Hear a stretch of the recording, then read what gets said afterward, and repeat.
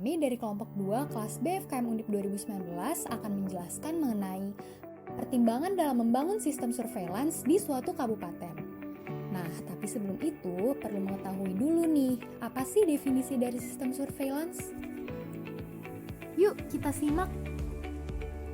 Sistem surveillance berasal dari perpaduan dua kata, yaitu sistem dan surveillance, di mana kata sistem memiliki arti suatu kumpulan atau himpunan dari suatu unsur, komponen, atau variabel yang terorganisasi, saling berinteraksi, saling tergantung satu sama lain, dan terpadu.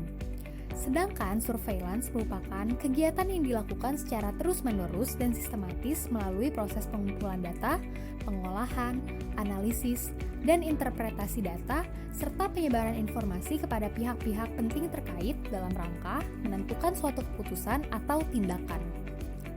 Dari kedua definisi tersebut, maka dapat dikatakan bahwa sistem surveillance adalah suatu kerjasama yang dilakukan secara terus-menerus antara komponen-komponen penyelenggaraan surveillance yang terintegrasi dalam rangka mencapai tujuan.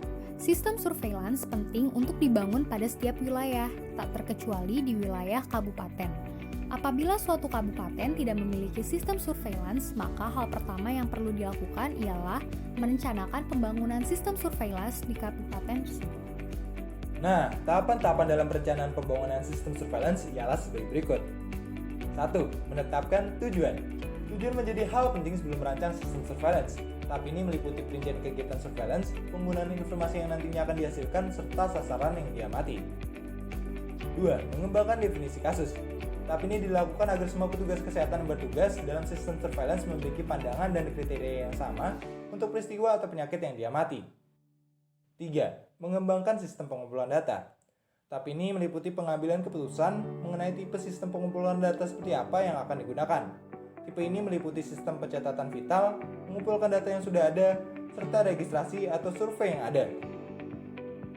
4. Mengembangkan instrumen pengumpulan data. Dalam tahapan pengumpulan data dibutuhkan pengembangan instrumen dalam tahapannya. Instrumen pengumpulan data akan menjadi sebuah pelengkap yang akan digunakan ketika melakukan surveillance rutin dan surveillance sentinel.